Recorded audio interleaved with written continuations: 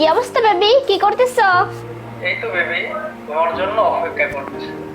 আরে বেবি, কোনো সমস্যা নাই, তুমি শুধুমাত্র 2 ঘন্টা অপেক্ষা করো, তারপরে আমি তোমার কাছে আসতেছি।